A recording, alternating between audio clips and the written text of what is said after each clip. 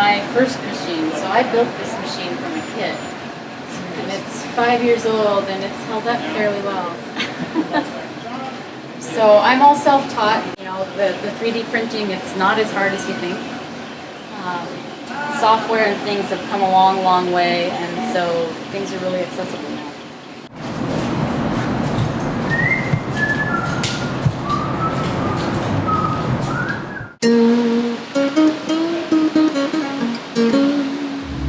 Yeah, well, 3D printing is just one of the things that we do at the Foundry. This is a guitar that was 3D printed.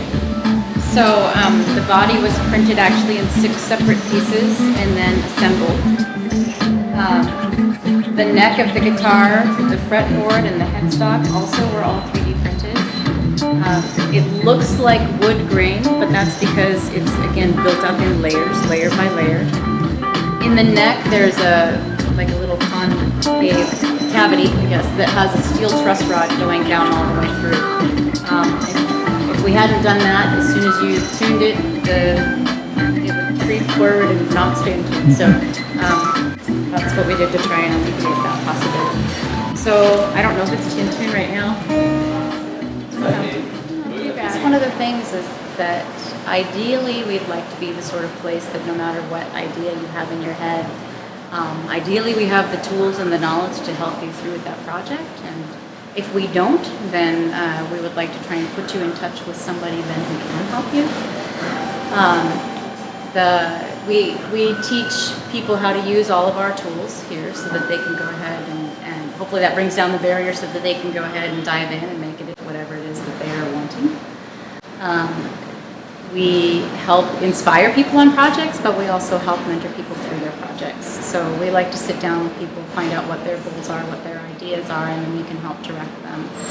So we give classes on 3D design and vector graphics, so digital designing, so that once you have a digital design, of course, you can utilize the 3D printers or the laser cutter, also the CNC machines. All of those things generally work from a digital design.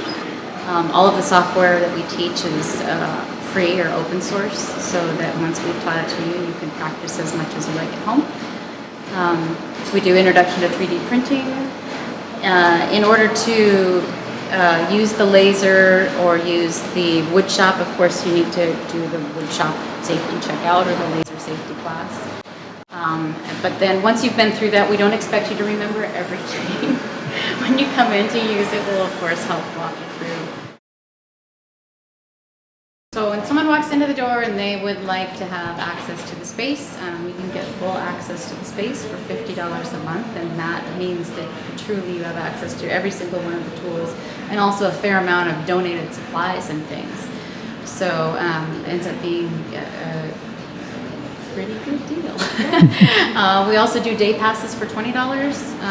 Occasionally we run specials. Right now we're running a special for students. For the summer, a punch card. It's a $200 value for $50. So it's 10 day passes. And also right now we're running 3 months for $75, which is half price.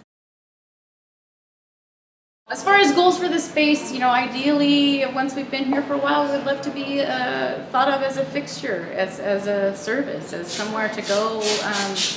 We want to, like I was saying before, we want to take the risk out of just diving in, give it a try. Things aren't as difficult as you think, and with the membership and the mentoring of the staff here, really nothing is beyond your scope. So, in the wood shop, we have what's called almost a cabinetry shop. We're just missing a sander. Cabinetry just means you have the wide assortment of tools that you can utilize to do cabinetry. We have a wide variety of hand tools. We have chop saws, we have skill saws, we have routers, almost every hand tool that you can think of, sanders, we have one. So it's really, really nice. And that is something that you get with the Foundry. You get access to all those tools, all those resources for that same cost up there. Yeah. Opens up all this.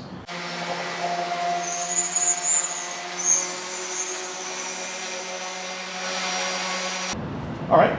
Yeah, this is a piano I got off Craigslist for free. I was haul it out of the basement. You know, please dear God, and that was an ordeal in itself. I've been looking for a piano for a sculpture I'm doing for the Foundry for the Steampunk Festival coming up, Mr. Flips, and I'm looking to do a nonsense piece, something that's got a lot of moving parts, a lot of wires, a lot of lights, things like that for kids to come up interact with, And so once I saw this, I recognized what it was just from that back piece, and then I knew it had what's called a harp inside of it, that big, huge brass piece. So I've been deconstructing it and getting down to this, the piece I mainly want out of this. It was way too far gone to restore.